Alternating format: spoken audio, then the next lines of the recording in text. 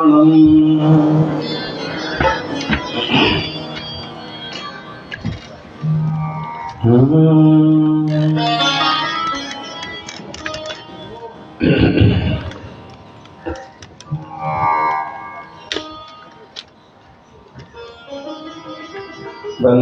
सब सिद्धि दुर्मचल मनोबमं गतिं पत्ति उच्छामि समय पाहुद विडमो सुध केवली भणिनम् उस भाजी संभव मही नंदन समय ओम सुपासि चंद जिन उपयंत श्रीयन श्रेयंसा वासु पूज्य जन विमय अनंता वासु पूज्य जन विमय अनंता ब्रह्म संति कुंतो वरमल्ली मुनि सोवर नय विमहल्ली आसना वरम वीर महेशम वंदामि चौबीस दिनेशम वंदामि चौबीस दिनेशम वंदामि चौबीस दिनेशम।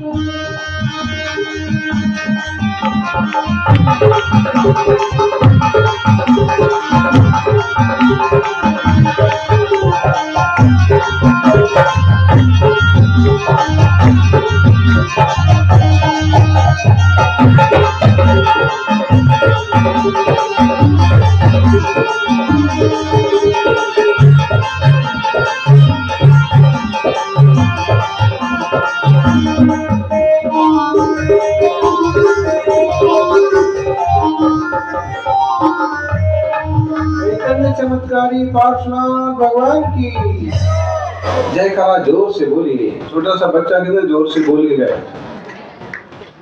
वर्तमान जिन शासन नायक वर्तमान महावीर भगवान की, आचार्य श्री आदि सागर महावीर कीर्ति विमल सागर जी महाराज की, तपस्वी सम्राट गुरुदेव श्री सन्मति सागर जी महाराज की, बोलिए परम पूज्य वात्सल्य शिरोमणि विश्व हितकर तीर्थोद्धारक आचार्य भगवान श्री सुनील सागर जी गुरुदेव की जयकारा गुरुदेव का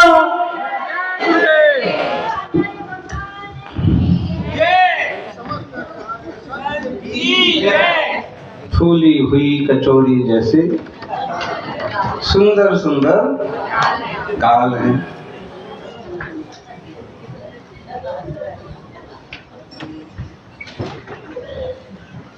इन गालों से वीतरागता झलके यही कमाल है। बच्चे की कविता में देखा जाए तो दम तो है, उनकी अपनी चीज भी आ गई और वीतराग भगवान की महिमा भी। जिनेश्वर की शांत मुद्रा देखिए, उनकी चक्षु देखिए, उनकी नासिका देखिए, द्रव्य रूप से रची गई उनकी प्रतिमा देखो तो बच्चा कहता है कि गाल कैसे हैं,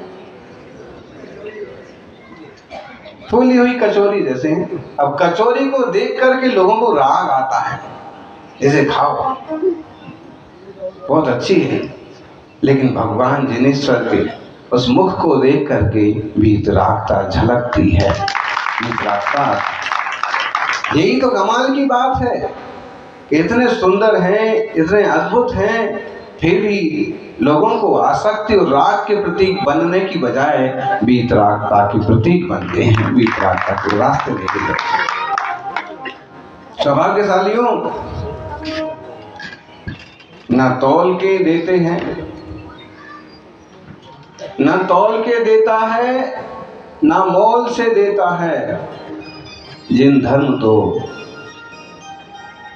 हर किसी को दिल खोल के देता है, जिन शासन तो हर एक प्राणी को दिल खोल के देता है, हर एक की आत्मा परमात्मा बनने की बात करता है। अप्पा सो परमप्पा सब्बे शुद्धाहु शुद्धनया। और ऐसा मंगलमय जिन शासन ने हमें क्या नहीं दिया, विचार करिए। समय सार जैसा ग्रंथ दिया, मूलाचार जैसा शास्त्र दिया, श्रावकाचार जैसा मार्गदर्शन दिया, और दिगंबर तपस्वियों की बड़ी सारी श्रृंखला थी। शिखर जी, गिरनार जी जैसे तीर्थ दिए, कुंडलपुर, पावापुर जैसे क्षेत्र दिए, महावीर जी जैसी, चांदखीरी जैसी अतिशय क्षेत्र दिए। देश में हजारों तीर्थ जिनालय दिए, और क्या चाहिए। प्राकृत जैसी, संस्कृत जैसी भाषा दी, ब्राह्मी लिपि, देवनागरी लिपि जैसी लिपियां दी। आदिनाथ स्वामी ने लोक में वो चीजें पेश की जिनकी जनता को जरूरत थी। हमें दिया तो सब कुछ है, लेकिन हम कितना संभाल पा रहे हैं, विचारने की बात ये है। तीर्थों के मामले में हम कितने सतर्क और सावधान हैं, जिनायतनों की सुरक्षा करने के लिए हम कितने कटिबद्ध हैं, इस पर मंथन की जरूरत है।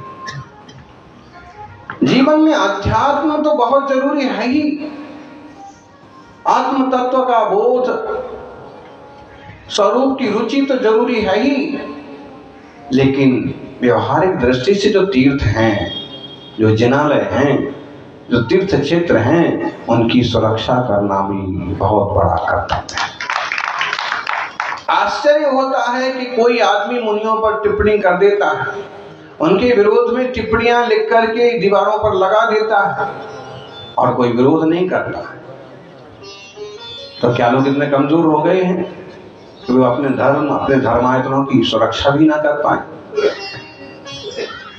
निश्चित रूप से पंचम काल का आखिरी हिस्सा नहीं आया है। आपको अपनी आत्मा की सुरक्षा करते हुए, विकारों से निज की रक्षा करते हुए भी जिन शासन के बाह्य पक्ष की रक्षा करना जरूरी है। सौभाग्यशालियों,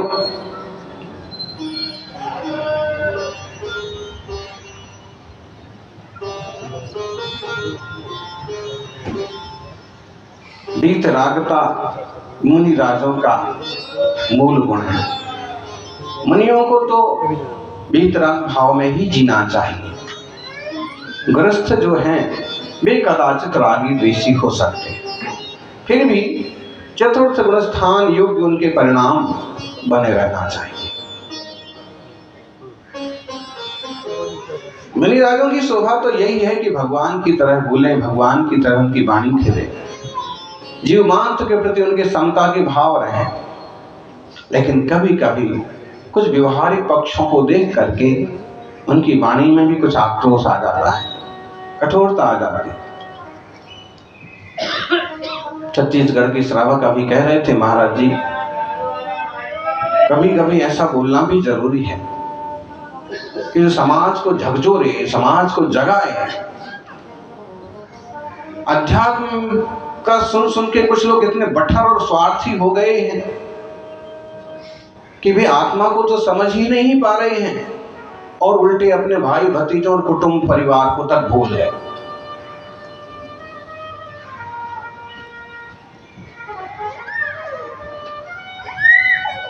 चतुर्मुर्ख की तरह उन्होंने अपनी आंखें बंद कर ली हैं और समझ रहे हैं कि मैं सुरक्षित हूं, मैं परिपूर्ण हूं। लेकिन आप जिस भूमिका में हैं, उस भूमिका के योग्य आपको कर्तव्य तो करना होंगे। घर में रहते रहते आप वीतरागी नहीं हो गए हैं। वो बात जो कही जाती है, भरत जी घर में बैरागी, वो उनका पिछले जन्म का अभ्यास भी था, और इस जन्म में उनके तो थोड़े बैराग जैसे भाव भी थे। बाकी पूर्ण बैरागी तो तभी कहलाए जब पूरी तरह से वस्त्र का त्याग करके मुनिराज की मुद्रा धारण किया। बोले कपड़े उतारते उतारते मोक्ष हो गया। इसका भाव समझना। इसका भाव ये नहीं है कि आधे उतार दिए थे और आधे थे और मोक्ष हो गया। इसका भाव आशय ये है, ये बताना चाहते हैं कि अगर वीतराग भाव हो तो क्षण भर में भी मोक्ष हो सकता है। ग्रंथ मुद्रा तो चाहिए, लेकिन इसका आशय उतारते उतारते का मतलब है कि उतार तो दिए थे, ध्यान में खड़े हुए, अंतर्मुहूर्त तो हुआ भी नहीं और मोक्ष हो गया। त्वरितता बताने के लिए, महत्व बताने के लिए शब्द का प्रयोग किया है।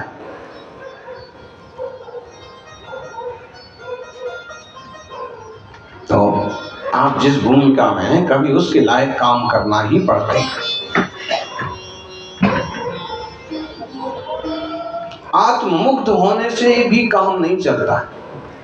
आपको सुविधाएं मिल गई, आपको व्यवस्थाएं मिल गई, भोजन कर लिया, अब आंखें बंद करके आहा कर ले, उससे तो क्या होगा?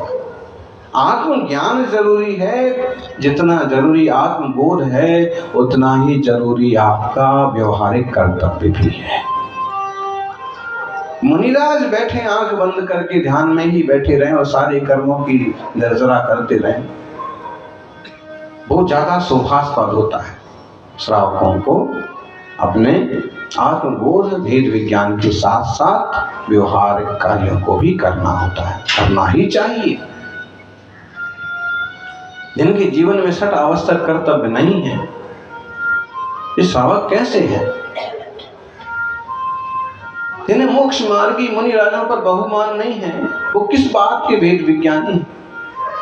जिन्होंने भेद विज्ञान करके संसार छोड़ा है, सर्व वस्तुएं छोड़नी, वीतरागता का मार्ग स्वीकार किया है, ऐसे निर्ग्रंथ साधकों के प्रति बहुमान ना आए, उस व्यक्ति को आप सम्यक दृष्टि कहेंगे? भाई देखो, शास्त्र गुरु की आसाधना करने वाला कोई भी व्यक्ति सम्यक दृष्टि नहीं होती।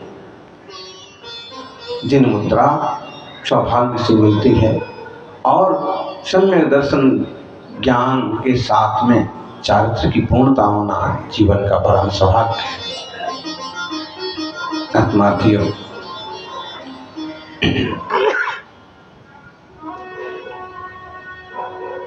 आप सुन रहे थे,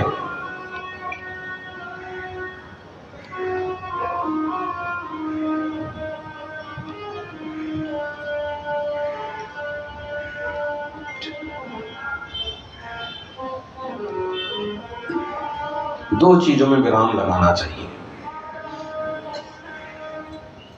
दो चीजों पर विराम लगाना चाहिए।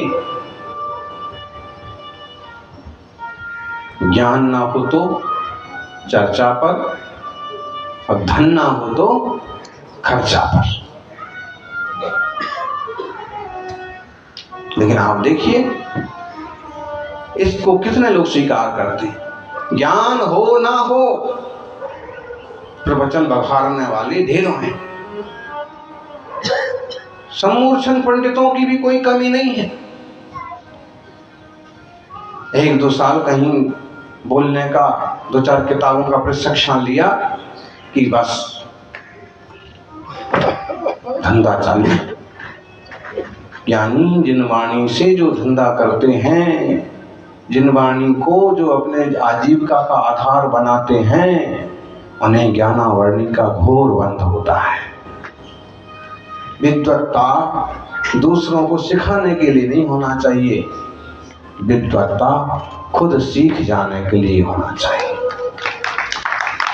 उसका जीवन पहले परिवर्तित हो, लोगों को और दिग्भ्रमित कर दिया और उल्टी उल्टी बातें सिखा करके आज तक उनकी जो मान्यता थी देवशास्त्र गुरु के प्रति, उस पर भी और कालिक पोत दी। ऐसा विद्वत्ता किस काम की?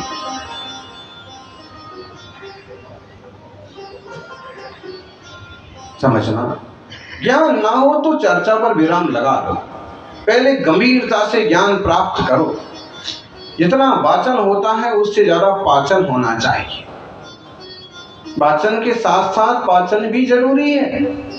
वाचन तो कर लिया और पाचन नहीं हुआ, पाचन नहीं हुआ तो अपच हो गया और वो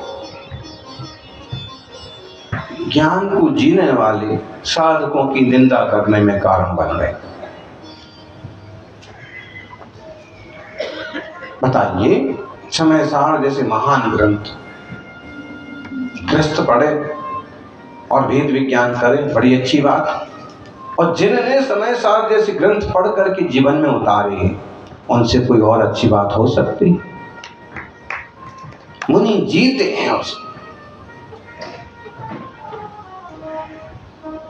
समय सार, समय माने आत्मा, समय माने तत्व और तत्व का जो सार है, निज आत्मा है, उसको जीने वाले। ज्ञान ना हो तो खर्चा पर विराम लगाओ, ज्ञान ना हो तो चर्चा पर विराम लगाओ, और धन ना हो तो खर्चा पर। गांधी जी ऐसे ऐसे कर रहे हैं। अगर नहीं है धन तो खर्चे पर विराम लगाइए आप। फिर भी अपना बड़प्पन दिखाने के लिए, प्रदर्शन करने के लिए खर्च करते रहेंगे तो आप झंझट में पड़ जाएंगे। कई लोग होते हैं कि जबरदस्ती अपना स्टेटस बनाए रखने के लिए, प्रतिष्ठा बनाए रखने के लिए उधार ले लेकर के लगे रहते हैं। अरे ज्यादा इसमें पड़ जाओगे तो कभी बेमौत मरने के चांस बन जाएंगे।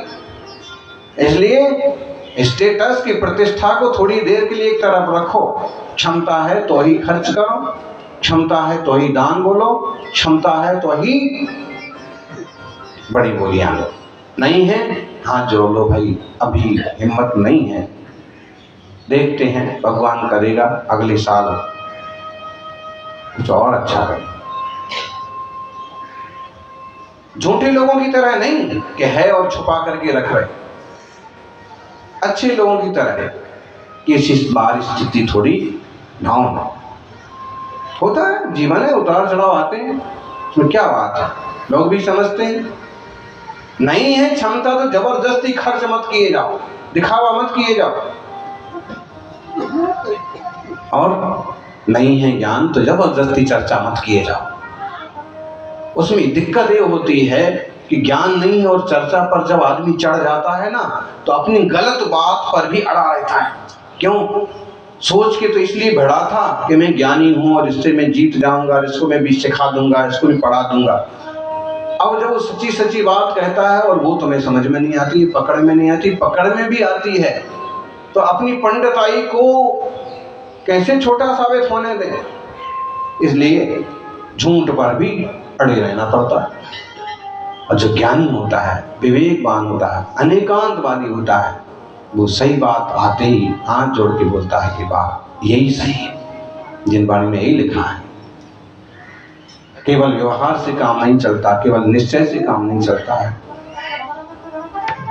परस्पर उपग्रहो जीवाना, एक दूसरे का उपकार करना, एक दूसरे का कर्तव्य करना जीवों के लिए जरूरी है।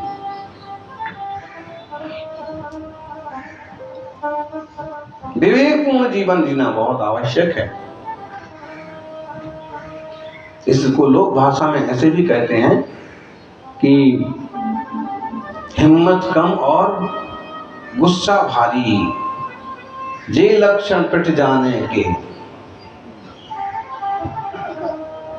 हिम्मत कम और गुस्सा भारी, जे लक्षण पिट जाने के। आमद कम और खर्चा भारी, जे लक्षण मिट जाने के। हिम्मत तो कम है और गुस्सा बहुत भारी है, क्या होगा? पिटोगे। अब हिम्मत तो है नहीं और फिर भी गुस्सा ही जा रहे हो तो कोई ना कोई पकड़ के लगाएगा। ऐसे ही आमद तो है नहीं और शौक श्रृंगार इतने हैं, मिटेंगे और क्या होगा? इसलिए विवेक, हमारी ताकत कितनी है उस पर ध्यान, हमारी आमद कितनी है उस पर ध्यान।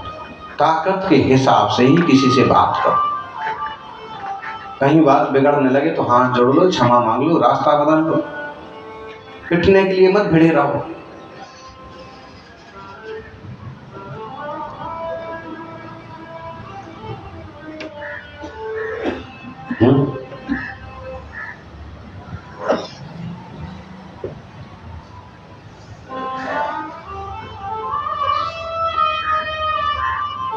आमद, कमाई अगर कम है, बहुत ज्यादा प्रदर्शन मत करो, कोई जरूर नहीं है।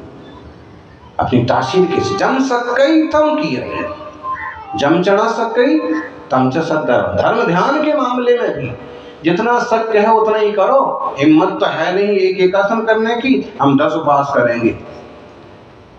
मालूम पड़ा 1, 2, तीसरे दिन ही पड़ गए। डॉक्टर आ गए, भाई ऐसे उपवास से अच्छा यही था तुम एकासन ही कर लेते, उसी का अभ्यास कर लेते। कमाई के सोर्स तो बहुत छोटे हैं, दान देने के लिए बड़ा घोषणा कर दी, बाद में मालूम पड़ा क्या अरे अब कैसे होगा। इसलिए विवेक, शक्य है उतना जरूर करना, क्षमता को छुपाना नहीं। कुछ लोग ऐसे करते, शक्ति तो बहुत होती है लेकिन कंजूसी भी बहुत होती है। बताइए दुनिया में वो कौन सा जूस है जो किसी के पीने के काम नहीं आता? आम का जूस लोग पीते हैं, एप्पल का पीते हैं, संतरे का पीते हैं, अनानास का पीते हैं, लेकिन जूस तो है, लेकिन किसी के पीने के काम नहीं आता। कंजूस ऐसा जूस है। तो ऐसे भी नहीं बनना है। जिनवाणी कहती है संतोष का, विवेक का, सहजता का, शांति का, आनंद का जीवन जियो। समय सार कहता है कि निज भगवान आत्मा को जानो, निज में रमो, जमो। जब निज में ना रम पाए, ना जम पाए, तो अपने व्यवहारिक कर्तव्यों को भी भली भांति अच्छे से करो।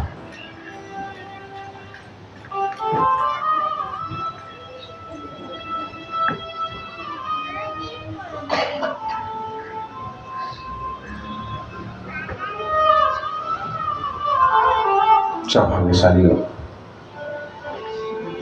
समय सार की 137 नंबर की गाथा है।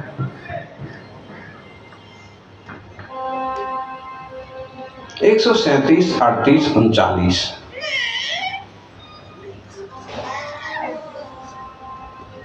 और 40। इन गाथाओं में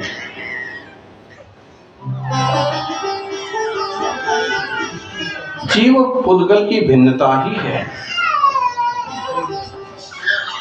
व्यवहार से जीव कर्म से बद्ध है, इस बात की विशेष चर्चा की गई। जय जीवेन सहच्य पुद्गल दब्बस कम परिणामो एवं पुद्गल जीवा उदोबी कम्मतमावन्ना। जय जीवेन सहच्य, जय जीवेन सहच्य। जय माने होता है यदि। कुछ कुछ प्रांतों में अभी भी यदि के लिए जय बोलते हैं। प्राकृत भाषा मतलब जो है ना, प्रकृति की भाषा, लोगों की भाषा, जन भाषा, जन जन की भाषा। आज भी बहुत सारे लोग प्राकृत शब्दों का उपयोग करते हैं। संस्कृत के शब्दों का लोक व्यवहार में कम उपयोग होता है, प्राकृत के आज भी उपयोग होता है। बहुत सारे शब्द। शिखर जी की यात्रा चढ़ेंगे, हाथ में क्या लेकर के चढ़ेंगे?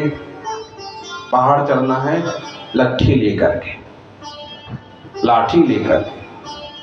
लाठी कौन सी भाषा का शब्द है? आप कहोगे देसी भाषा, छत्तीसगढ़ी, लेकिन वास्तव में वो प्राचीन भाषा है, प्राकृत भाषा का ही शब्द है। ये देसी प्राकृतें कहलाती हैं। फिर भले आप उसे सौर सैनी बोलो, महाराष्ट्री बोलो, लट्ठी। महाराज जी को कुएं का ही पानी चलता है, छना हो प्रासुप किया गया हो तो ही उपयोग होता है। कुआ संस्कृत में कहां लिखा है कुआ?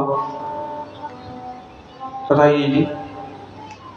संस्कृत का शब्द तो कूप है, प्राकृत रूप क्या है? पूरा देश बोलता है कुआ, कुआ, कूड़ा।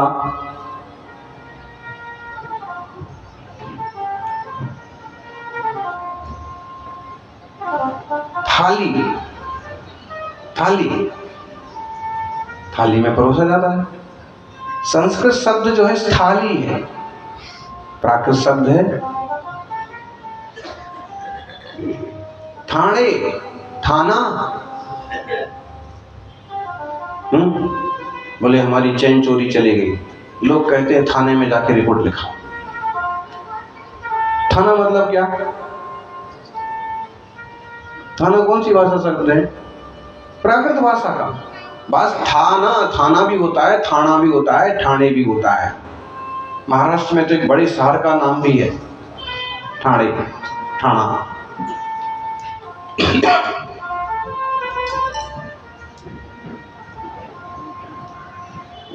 थाना कैसे बना? स्थान से। स्थान जहां पुलिस हमेशा रहती वो स्थान पुलिस थाना। तो प्राकृत भाषा देसी भाषा है और इसका आप थोड़ा सा भी अभ्यास करेंगे ना,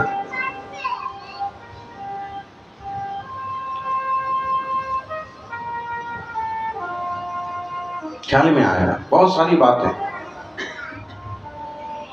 खीर बोलते हैं आप लोग, खीर कैसे बनती है?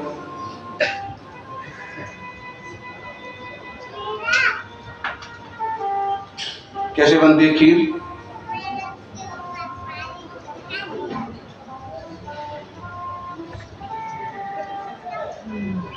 बताओ बताओ। हैं? चावल में पानी मिला दिया तो खीर बन गई। चावल में दूध को मिलाया तो खीर बन गई, और जीवन में धर्म को मिलाया तो तकदीर बन गई। ठीक है? उसमें दूध में मिलाते हैं, चावल को व्यवस्थित रूप से पकाते हैं तो खीर बन जाती। आप खीर ही क्यों बोलते हैं उसको? वास्तव में दूध मतलब होता है क्षीर, जिसमें दूध की बहुलता है वो पदार्थ खीर कहलाता है। तो आप क्षीर क्यों नहीं बोलते हैं? आप खीर क्यों बोलते हैं? क्योंकि खीर जो है ना जनभाषा है, प्राकृत का शब्द है। खीर बनाई है आज हमने, अपने हाथ से बनाई है। महाराज जी थोड़ी खीर ले लो।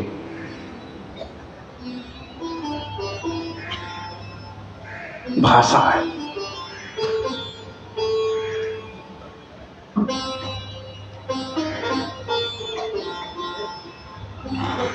सूप शब्द आता है, सूप शब्द टमाटर का सूप, दाल का जो पानी होता है उसको क्या बोलते हैं? दाल का सूप। अभी कैमरे लगी हुई हैं, लोग सुन रहे होंगे समाचार वाले तो कह रहे होंगे कैसे समाचार की व्याख्या करते हैं भगवान जाने। इसमें दाल भी आती है, इसमें सूप भी आता है। भाई दाल और सूप की जो बात कर रहे हैं हम भाषा की पहचान के लिए कर रहे हैं। लोग समझते हैं कि सूप जो है इंग्लिश का शब्द है। इंग्लिश का शब्द नहीं है ये मूल जो है भारतीय भाषा का, प्राकृत भाषा का शब्द है। समय सारणी में ऐसे कई सारे शब्द आएंगे कि आप समझेंगे थोड़ा सा उसको कि इंग्लिश में आज इसका प्रयोग हो रहा है, लेकिन वो मूल प्राकृत के शब्द है सज्जनों। तो अब ये समझे इसमें जो जई शब्द आया है, जई माने यदि, जीवेण, और सह का प्रयोग तो होता ही है साथ के लिए। जय जीवेण सहजिया पुग्गल दब्बस कम परिणामो एवं पुग्गल जीवा खुदोवी। दो शब्द आया ना इसमें। कहाँ गया इधर से? ये इसका डिजिटल को यही तो चक्कर है। इसमें एक शब्द आया है दो। देखो दो भी संस्कृत में होता है द्वि, प्राकृत में होता है दो। पूरा देश दो ही बोलता है। आप बाजार में जाएं और आपको कोई दो चीजें चाहिए, आप ऐसा नहीं कहेंगे दो या द्वि, दो वस्तु चाहिए तो आप दो नहीं बोलेंगे, लेकिन दो से या टू बना है इंग्लिश में। अंग्रेजों के उच्चारण की जो प्रोनाउंसिएशन का जो गड़बड़ है ना, उसके कारण से 3 से बन गया 3। चतुर से बन गया फोर, इस टाइप से। तो इसमें जो दो आया ना, दो की बस सदुकम्बिना जय जीवन सहचिया पुग्गल दब्बस कम परिणाम। अच्छा, एवं पुग्गल जीवा हुदो विकम मत्तमावन्ना, दो दोनों ऐसा कहना चाह रहे हैं। इसका भावार्थ आप थोड़ा ध्यान में ले लें कि यदि ऐसा माना जाए कि जीव के साथ ही पुद्गल का कर्म रूप परिणाम होता है, माने जीव और कर्म दोनों मिलकर ही कर्म रूप से परिणमित होते हैं, तो जीव और पुद्गल दोनों ही में कर्म भाव को प्राप्त होने का प्रसंग आता है। जीव और पुद्गल दोनों ही कर्म रूप हो जाएंगे। वो कर्म जो है वो पुद्गल के न रह करके जीव रूप भी हो जाएंगे, और ऐसे में दो द्रव्य मिलकर के एक द्रव्य होने का प्रसंग आ जाएगा। इसलिए सर्वथा ऐसा नहीं मानना, अपितु इसको थोड़ा और स्पष्ट किया है 138वीं गाथा में। एक सदुपरिणामो पुग्गल दब्बस कम भावेनो ताजीव भाव हे रोहिम विना कम्मस्य परिणामो। ऐसा अतः जीव भाव निमित्त कारण है, जीव भाव के बिना न्यारा ही कर्म का परिणाम है। वह एक पुद्गल द्रव्य का ही कर्म भाव रूप परिणाम है। देखो, जैसे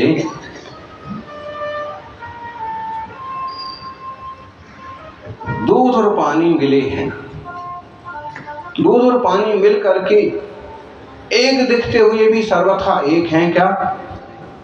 नहीं है।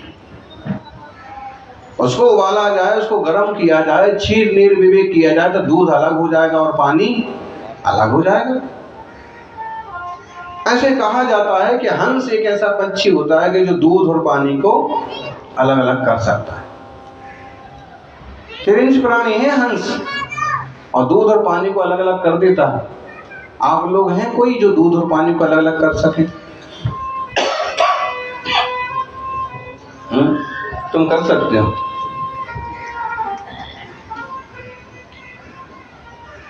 ये कह रहे हैं हम कर सकते हैं।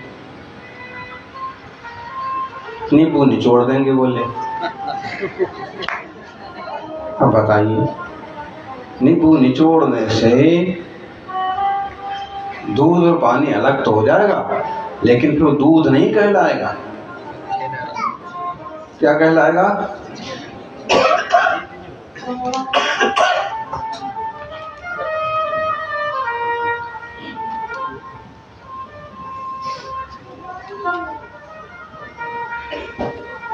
समझने की बात है।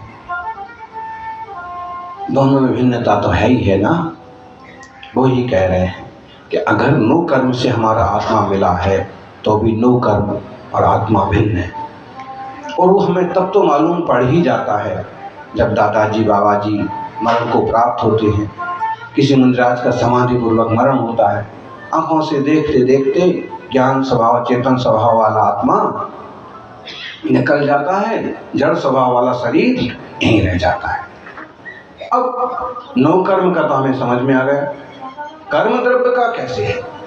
कर्म द्रव्य भी ज्ञानावरण दर्शन वर्ण वेदनी मोहनी आयु नाम गोत्र अंतरा ये सब जीव से एक मेक हो रहे हैं। एक मेक हो रहे हैं तो सर्वथा एक मेक हैं क्या? सर्वथा एक मेक नहीं मान लेना, और सर्वथा भिन्न भी नहीं मान लेना। ऐसे नहीं है कि इस पात्र में तो पानी रखा है, इसमें दूध रखा है, इधर कर्म रखे हैं, इस कोने में आत्मा रखा है, ऐसा नहीं है। वो कथनचित एक मेक है और कथनचित भिन्न है।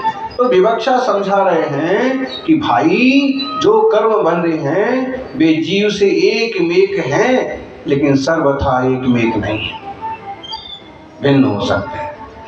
एक का सदुपरिणामो पुग्गल दब्बस कम भावेन वो परिणामन तो पुद्गल का ही है। पुद्गल जो है कर्म एक का सदुपरिणाम हो है।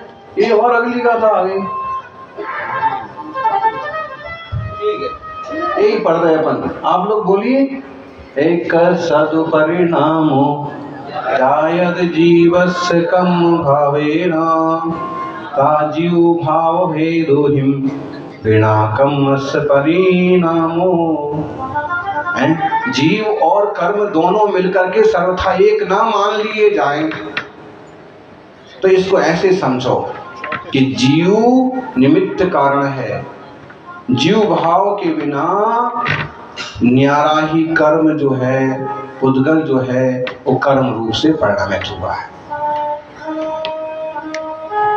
कर्म रूप कौन परिणत हुआ? कर्म रूप से कौन बन गया?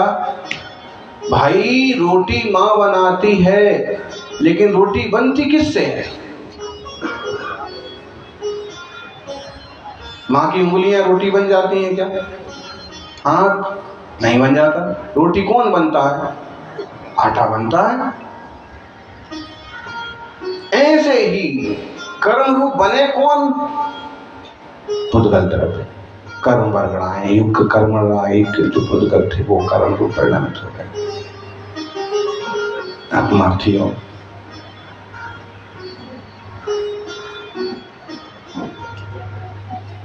अकेला जो पुद्गल है वही कर्म भाव को प्राप्त हुआ, जीव उसमें निमित्त बना।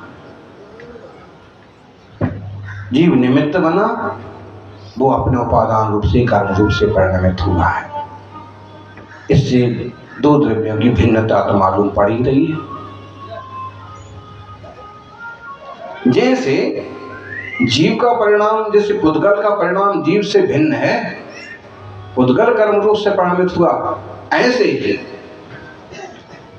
जीव का परिणाम पुद्गल द्रव्य से भिन्न है। अगर पुद्गल जीव रूप नहीं परिणमित हुआ है तो जीव भी पुद्गल रूप परिणमित नहीं होता।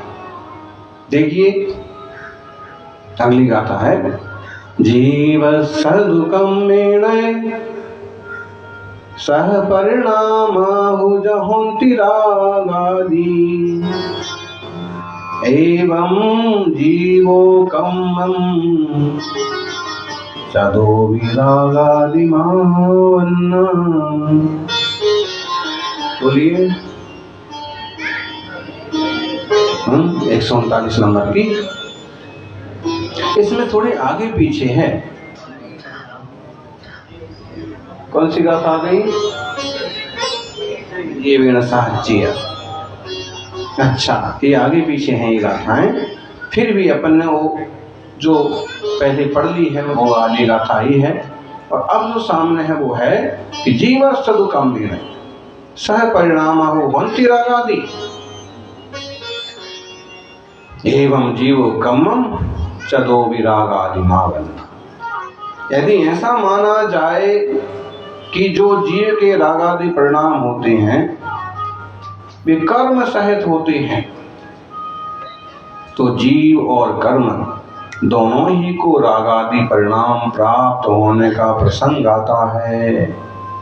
राग रूप कौन बना? तो बोले जीव और पुद्गल दोनों मिलकर राग रूप बने। भाई विवक्षा से ये बात सिद्ध हो जाएगी, लेकिन अभी जिस ढंग से प्रकरण चल रहा है उसका आशय ये है कि रागादि रूप परिणमित तो जीव हुआ है, पुद्गल निमित्त मात्र है। देखिए इसी को कह रहे हैं 140वीं गाथा में, एक सदुपरिणामो जायदि जीवस्य रागमादिहिं ताकं मोदये हेतुहिं विना जीवस्य परिणामो।